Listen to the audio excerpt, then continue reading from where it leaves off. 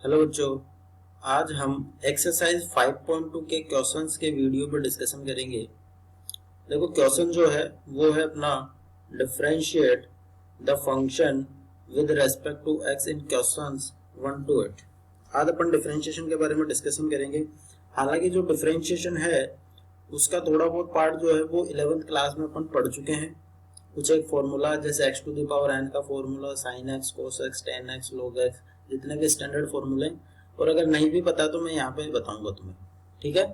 और अगर उसमें देखो एक चीज और पढ़ी थी अपन ने, एक चेन रूल करके आया था। चेन रूल का मतलब क्या होता है, सबसे पहले अपन पेरेंट फंक्शन का डिफरेंशिएशन करते हैं। जैसे मान लो ये क्वेश्चन नंबर फर्स्ट दे रखा है, तो क्वेश्चन नंबर फर्स्ट में जो पेरेंट फंक्शन है वो पेरेंट फंक्शन है साइन, ठीक है।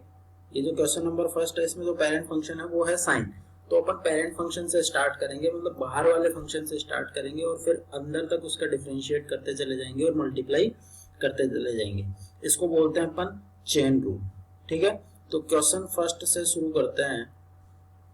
तो क्वेश्चन फर्स्ट जो है वो डिफरेंशिएशन करना अपन को d by D x, x के रेस्पेक्ट में करना है, तो इसको लिखेंगे D by D x of sine of X square plus 5। तो अपन को पता है कि भाई साइन का जो डिफरेंशिएशन होता है वो कोस होता है, तो इसका जो डिफरेंशिएशन लिखेंगे वो लिख देंगे कोस एक्स स्क्वायर प्लस 5, ठीक है। और मल्टीप्लाई में लिखेंगे इसके अंदर वाले का differentiation D by D x of X square plus 5, ठीक है। अब देखो ये cos तो ऐसा कैसा रहेगा क्योंकि इसका डिफरेंशिएशन हो चुका है, तो ये बनेगा cos एक्स स्क्वायर प्लस 5।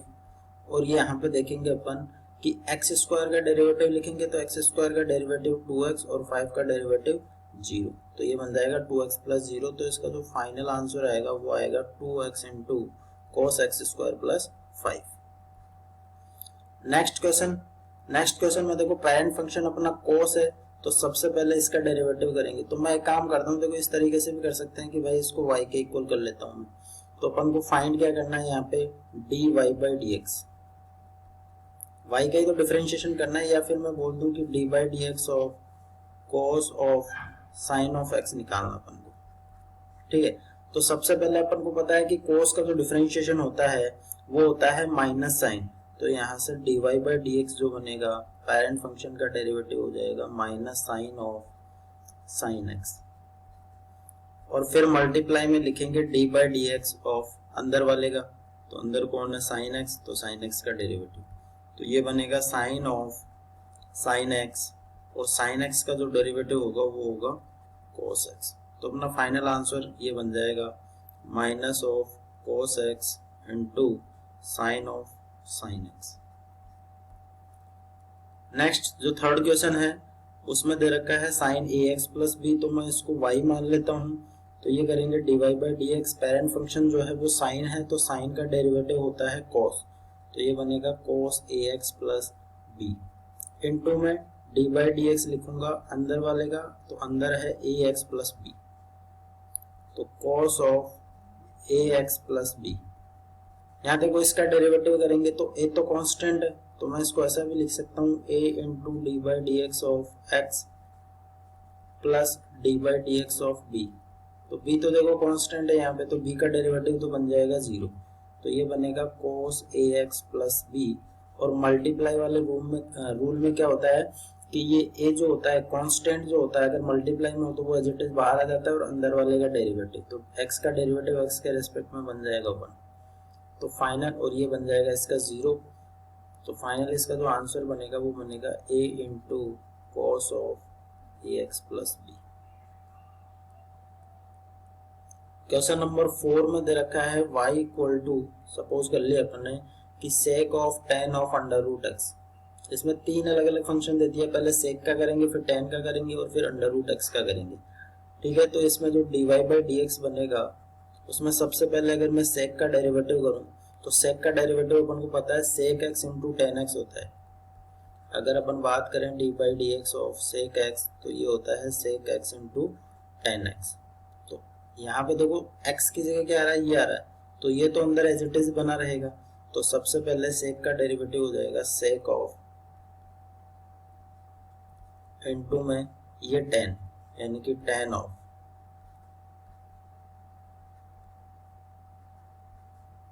अच्छा, और फिर मल्टीप्लाई में लिखेंगे D by D x of tan under root x का डेरिवेटिव।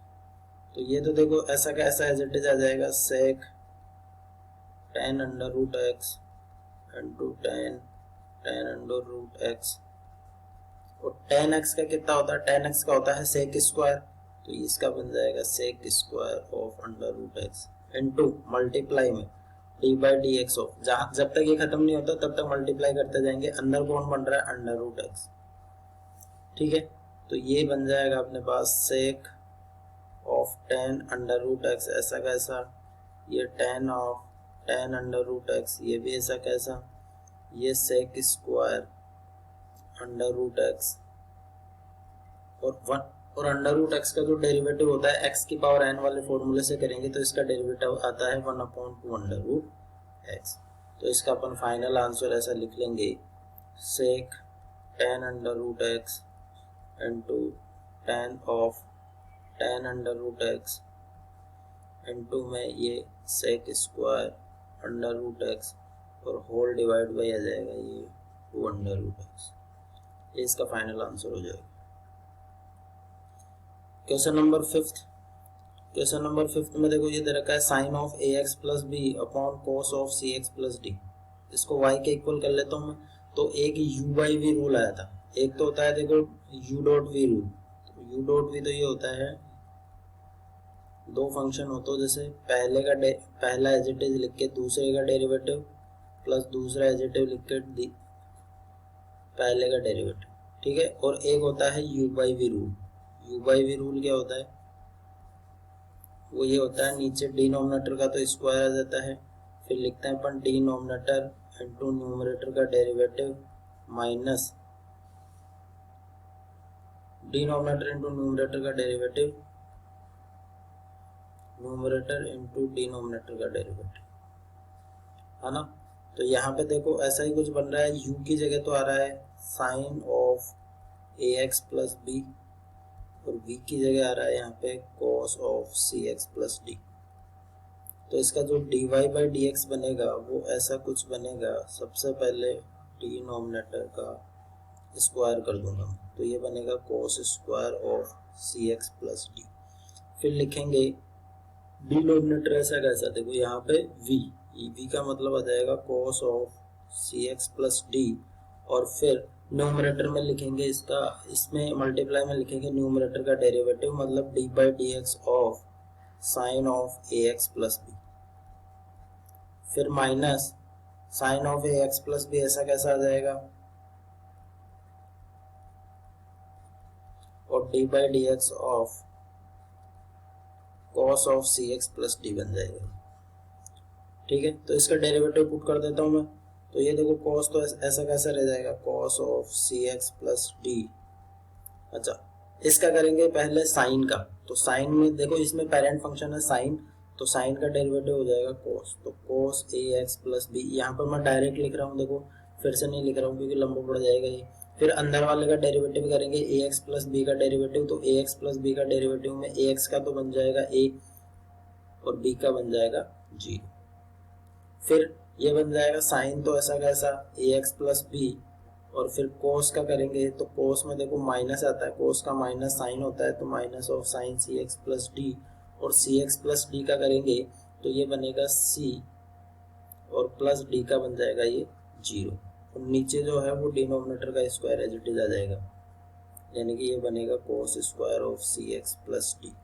तो फाइनल इसका आंसर जो है वो ऐसा लिख देंगे अपन, नीचे तो भाई cos square of C x plus D है ये बनेगा a मल्टीप्लाई में लिख लेता हूँ मैं, तो a ये बन जाएगा cos ए एक्स प्लस बी cos सी एक्स प्लस डी, और ये देखो ये माइनस और माइनस ये प्लस बन जाएगा, तो ये बनेगा plus sine of A x plus B और sine of C x plus d. इसका और फॉर्म चेंज करने के लिए अपन इसको अलग अलग कर देंगे, इसके नीचे ये प्लस इसके नीचे ये, तो दूसरी फॉर्म में इसका आंसर आ जाएगा। क्वेश्चन नंबर 6, इसको मैं y के इक्वल कर लेता हूँ। अब देखो इसमें दो फंक्शन है, एक तो cos का फंक्शन है और एक sin का फंक्शन है। तो इसमें u डॉट वी रूल लगेगा। अपन को पता है u डॉट वी रूल, अभी भी बताया कि u डॉट वी जो होता है वो होता है पहला इंटू दूसरे का डेरिवेटिव प्लस दूसरा इंटू पहले का डेरिवेटिव, है ना। तो इसको अगर मैं u मान लेता हूँ और इसको अगर v मान लिया तो ये क्या हो जाएगा, देखो dy बाई dx जो बनेगा वो u तो एज इट इज आ जाएगा cos ऑफ एक्स क्यूब, और इसका लिख दूंगा मैं derivative D by D x of sine square X to the power 5 plus ये v एज इट इज आ जाएगा sine square X to the power 5 into D by D x of cos of X cube. ठीक है, अब देखो cos x cube तो ऐसा कैसे बना रहेगा, ये cos एक्स क्यूब, इसका करते हैं अपन साइन स्क्वायर का। तो देखो पहले इसमें जो पेरेंट फंक्शन है ना वो पेरेंट फंक्शन साइन नहीं है, साइन का स्क्वायर है, मतलब पेरेंट फंक्शन हो गया अपना एक्स स्क्वायर। किसी फंक्शन की जो पावर है तो इसमें पेरेंट फंक्शन आएगा X to the power N वाला, तो एक्स स्क्वायर का जो डेरिवेटिव होता है वो होता है 2x। तो यहाँ पे देखो x की जगह तो क्या है साइन है, तो ये कितना, और ये 2 बाहर आ जाएगा, तो इसका डेरिवेटिव बनेगा पहले 2 साइन और ये अंदर का ऐसा कैसा X to the power 5 into, फिर फंक्शन आ रहा है यहाँ पे साइन, तो साइन का डेरिवेटिव होता है cos, तो cos x to the power 5, फिर फंक्शन आ रहा है अंदर x to the power 5, x to the power 5 का होता है x to the power n वाले से 5 into X to the power 4, ये कंप्लीट इसका डेरिवेटिव हुआ, प्लस आगे दे रखा है sine square x to the power 5 as it is आ जाएगा। फिर कोस का करना अपन को, तो कोस का पहले क्या होता है भाई माइनस साइन होता है, तो minus sine of X cube, और फिर मल्टीप्लाई में एक्स क्यूब का और करेंगे तो ये बन जाएगा 3x स्क्वायर। तो इसका जो फाइनल आंसर बनेगा वो ऐसा लिख देता हूँ 2 इंटू 5, पहले तो कांस्टेंट लिख देता हूँ 10, फिर ये एक्स टू द पावर 4 और ये बन जाएगा sine X to the power 5 cos X to the power 5 और ये कोस एक्स क्यूब, और ये यहाँ पे माइनस आ जाएगा क्योंकि बाहर ये माइनस आया था अपने पास में, तो यहाँ पे पहले माइनस लगा देंगे अपन, तो ये आएगा माइनस और ये बनेगा 3 मल्टीप्लाई में एक्स स्क्वायर और ये बनेगा sine square X to the power 5 और ये साइन ऑफ एक्स क्यूब। तो ये इसका फाइनल आंसर हो जाएगा। नेक्स्ट क्वेश्चन की ओर देखते हैं, क्वेश्चन नंबर 7। क्वेश्चन नंबर 7 में देखो क्या है, इसको भी मैं y इक्वल टू करके मान लेता हूँ। तो पहले देखो ये 2 है, अपन को डेरिवेटिव किसका करना है, इसका, तो dy बाई डी एक्स में ऐसा लिखता हूँ, पहले 2 तो कांस्टेंट है तो ये तो एज इट इज बाहर आ जाएगा, तो D by D x of under root को मैं ऐसा लिख रहा हूँ कोट ऑफ ये एक्स स्क्वायर है इसकी पावर हाफ। तो या तो ये एक चीज डायरेक्ट याद रख लो कि जो D by D x of under root X होता है वो होता है 1/2 अंडर रूट एक्स। ठीक है, तो यहाँ पे x की जगह क्या आ रहा है, ये आ रहा है कोट, तो ये ऐसा कैसे आ जाएगा, तो सबसे पहले तो ये 2 तो मल्टीप्लाई में ये अंडर रूट कोट एक्स का अगर मैं डेरिवेटिव करूंगा तो वो आता है 1/2 अंडर रूट एक्स, एक्स की जगह क्या था अपना कोट ऑफ एक्स स्क्वायर, फिर मल्टीप्लाई में लिखेंगे D by D x of cot of X square, cot X square का डेरिवेटिव करेंगे। तो देखो यहाँ पे ये 2 से तो 2 कैंसिल हो जाएगा, ये बन जाएगा, ये देखो ये बनेगा अपना 1/√, कोट एक्स स्क्वायर। ठीक है, और कोट एक्स स्क्वायर का जो डेरिवेटिव बनता है, कोट का डेरिवेटिव होता है माइनस का cosec square X, cot X का होता है माइनस कोसेक स्क्वायर एक्स, तो minus cosec square of X square, और फिर D by D x of ये लिख देंगे 2x, एक्स स्क्वायर का डेरिवेटिव, तो एक्स स्क्वायर का डेरिवेटिव कितना बन जाएगा, 2x बन जाएगा। तो मैं इसको फाइनल ऐसा लिख देता हूँ -2x into cosec square x square, और नीचे डिनोमिनेटर में आ जाएगा कोट एक्स स्क्वायर। और अगर इस आंसर का फॉर्म चेक करना चाहो चेंज कर सकते हैं अपन, ये कोट एक्स जो है वो उसको अपन कोस अपॉन साइन लेके ऊपर ले जाके सोल्व कर सकते हैं। ठीक है, फिर देखो क्वेश्चन नंबर 8 दे रखा है, क्वेश्चन नंबर 8 दे रखा है cos of under root of x, तो इसको मैं y इक्वल मान लेता हूँ, तो वही अपन को d by D x of क्या निकालना है, cos of under root of x, तो d Y by D x इसका जो पेरेंट फंक्शन है वो है cos, तो cos का डेरिवेटिव होता है minus sine of under root x, और फिर D by D x of अंदर वाले का डेरिवेटिव अंडर रूट एक्स कर देंगे, तो ये बनेगा minus sine of under root x, और अंडर रूट एक्स का डेरिवेटिव हो जाएगा 1/2 अंडर रूट एक्स। तो ये जो फाइनल है वो बनेगा minus sine of under root X divide by 2 under root X, इसका आंसर आ जाएगा। क्वेश्चन नंबर 9 की बात करते हैं। क्वेश्चन नंबर 9 है कि prove that the function f given by f of x equal to mod of x minus 1 where x belongs to r is not differentiable at x equal to 1। अपन ना function जो दे रखा है वो दे रखा है mod of x minus 1 और x belongs to r के लिए अपन को ये नॉट जहाँ पे x belongs to r है और अपन को ये साबित करना है, प्रूव करना है कि x इक्वल टू 1 पे ये नॉट डिफरेंशिएबल होगा। तो देखो डिफरेंशिएबिलिटी चेक करने के लिए LSD और RSD निकालते हैं अपन, लेकिन उससे भी पहले ज़रूरी है कि फंक्शन वहाँ पे कंटिन्यूस होना चाहिए। यानी कि जब भी डिफरेंशिएबिलिटी चेक करेगा तो फिर अपन को दो चीज़ें चेक करनी पड़ेगी। पहली चीज़ चेक करनी पड़ेगी उसकी कंटिन्यूटी। अगर ये फंक्शन कंटिन्यूस होगा उस पर्टिकुलर वैल्यू पे तो फिर अपन चेक करते हैं उसकी डिफरेंशिएबिलिटी, मतलब लेफ्ट हैंड डेरिवेटिव और राइट हैंड डेरिवेटिव। तो कंटिन्यूटी अपन डिस्कस कर ही चुके हैं, पहले LHL निकालेंगे, RHL निकालेंगे और वैल्यू ऑफ फंक्शन निकालेंगे। अगर ये तीनों वैल्यू होगी तो ये फिर कंटिन्यूस होगा। अगर कंटिन्यूस है तो उस केस में फिर अपन इसका निकालते हैं LSD और RSD, ठीक है। अगर ये कंटिन्यूस नहीं होगा तो अपन डायरेक्ट बोल सकते हैं कि ये फंक्शन कंटिन्यूस नहीं है इस वैल्यू पे, इसलिए डिफरेंशिएबल तो पॉसिबल ही नहीं है। अगर कंटिन्यूस हो गया इन केस तो उसमें फिर अपन कैलकुलेट करेंगे LSD और RSD। अगर LHD लेफ्ट हैंड डेरिवेटिव और RSD राइट हैंड डेरिवेटिव अगर ये दोनों आपस में इक्वल आ रहे हैं, ठीक है, इक्वल हो रहा है, तो अपन बोलेंगे कि फंक्शन उस पर्टिकुलर वैल्यू के लिए डिफरेंशिएबल होगा। और अगर इक्वल नहीं आ रहा है इसका मतलब वो डिफरेंशिएबल नहीं होगा। मतलब LSD और RSD भी कैसा आना चाहिए, एक रियल वैल्यू ही आना चाहिए, ये कोई फंक्शन आना चाहिए। तो देखो पहले मैं ये बता देता हूँ कि LSD और RSD होता क्या है। जैसे मान लो कि y equal to f of x कोई एक फंक्शन है और x इक्वल टू ए पे अपन को इसका डेरिवेटिव निकालना है, या एक बार के लिए अपन बात कर लेते हैं कि x इक्वल टू ए पे नहीं पूछ रहा है अपन से, मैं तो सीधा सीधा इसमें x की बात कर रहा हूँ कि इसका डेरिवेटिव निकालना है। तो RSD होता है ये, RSD राइट हैंड डेरिवेटिव होता है लिमिट h टेंड्स टू 0, ये बनता है f of x plus h minus f of x upon h। और इसका जो LSD होता है वो होता है limit h tends to 0 f of x minus h minus f of x upon minus h। हालांकि ये 11th क्लास में पढ़ चुके हैं, ठीक है।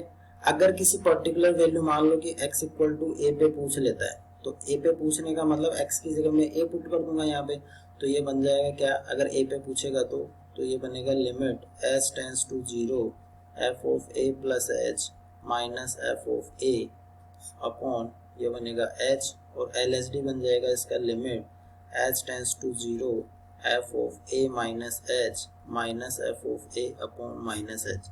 इसको कैलकुलेट करेंगे, अगर ये दोनों इक्वल आ जाएंगे तो डिफरेंशिएबल बोलेंगे, और नहीं हो रहा है तो फिर इसको डिफरेंशिएबल नहीं बोलेंगे, ठीक है।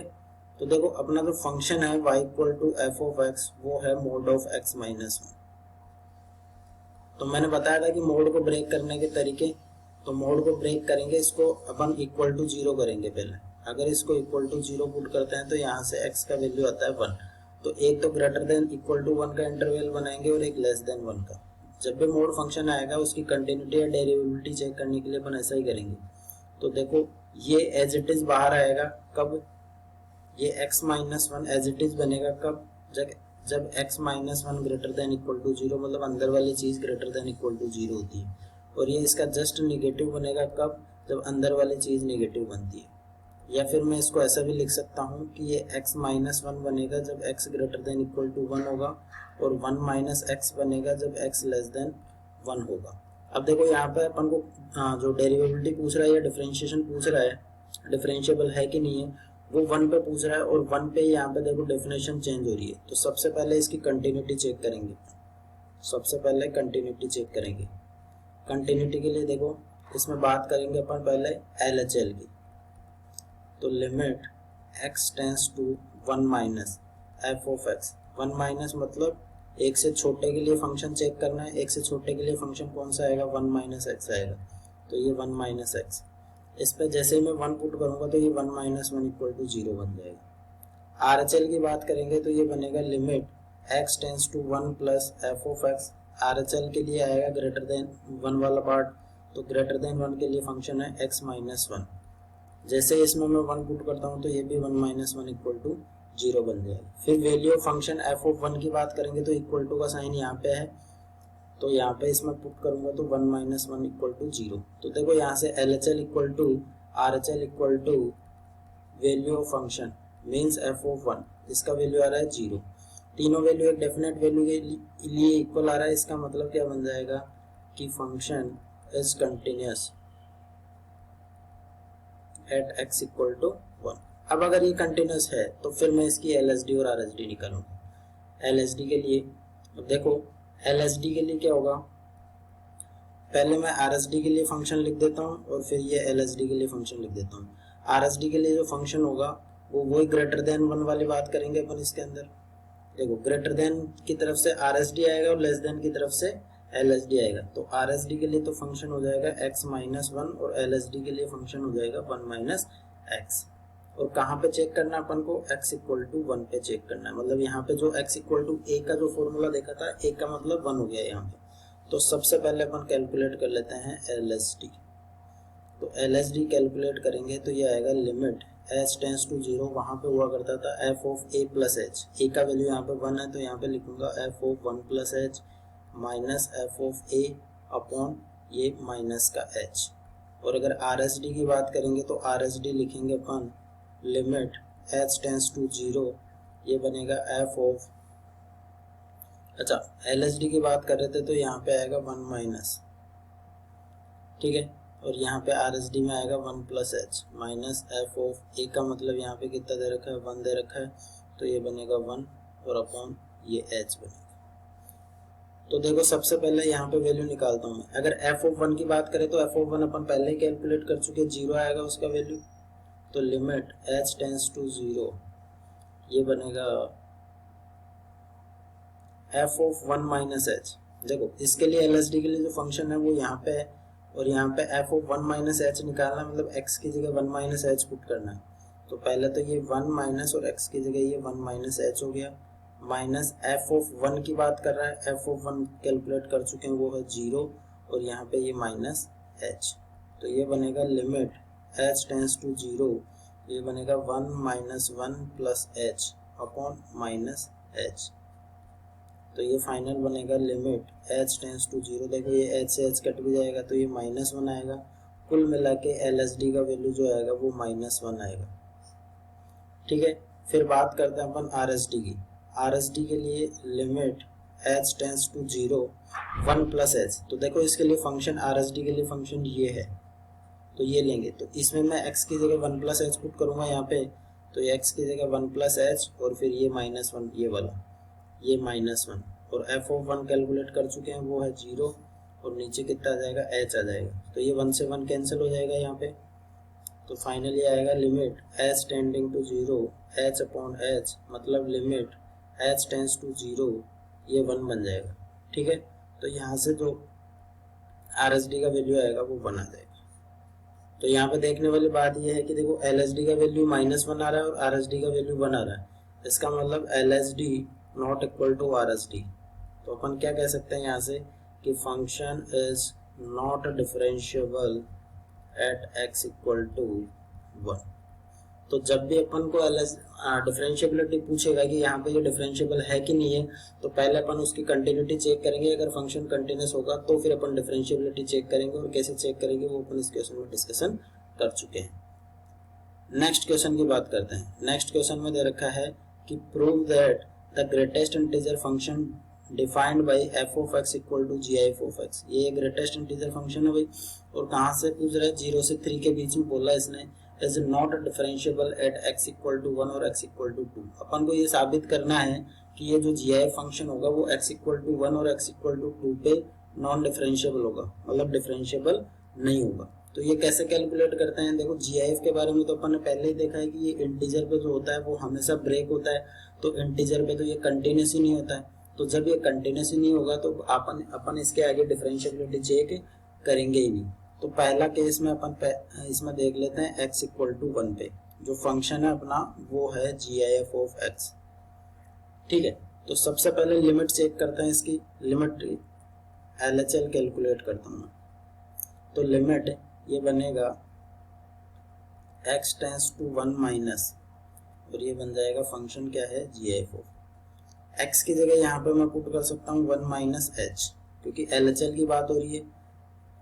यहाँ पे ये बन जाएगा लिमिट h टेंस टू 0 और ये बनेगा 1 माइनस h। 1 माइनस h का GIF का मतलब क्या बनेगा कि 1 से छोटा आएगा और 1 से छोटा मतलब 0.9999 समथिंग बनेगा और इसका GIF आ जाएगा 0, तो इसका वैल्यू आ जाएगा 0। फिर RHL की बात करते हैं, तो RHL मतलब limit x tends to 1 plus function जो है वो है GIF of x, greatest integer function है। अच्छा, इसमें x की जगह पुट कर देंगे अपन 1 प्लस h। 1 प्लस h को पुट कर रहे हैं क्योंकि 1 पे चेक कर रहे हैं अपन यहाँ पे। तो लिमिट ये बनेगा h टेंस टू 0 और ये बनेगा 1 प्लस h। 1 प्लस h का मतलब बन जाएगा 1 से बड़ा, यानी कि 1.0000001 कुछ बनेगा ऐसा। तो यहाँ पे देखो इसका 1 से बड़ा वैल्यू आएगा GIF में, 1 से बड़े का मतलब आ जाएगा इसका GIF 1। तो यहाँ देखोगे तो लिमिट एग्जिस्ट नहीं कर रही पहली बात तो यहाँ पे मैं बोल दूंगा कि LHL not equal to RHL। it means